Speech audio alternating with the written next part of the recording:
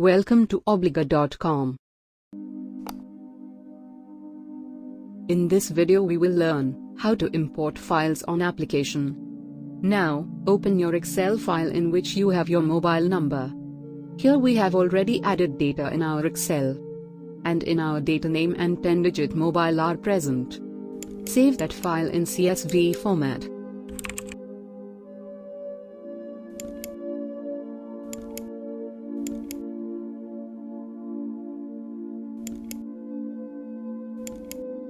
Now, open bulk WhatsApp application. Click on Import button. Now click on Import from Files option.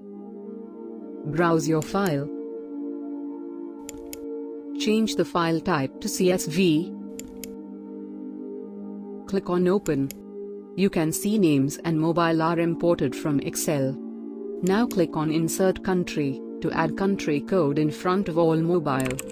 Enter 91 and click on OK.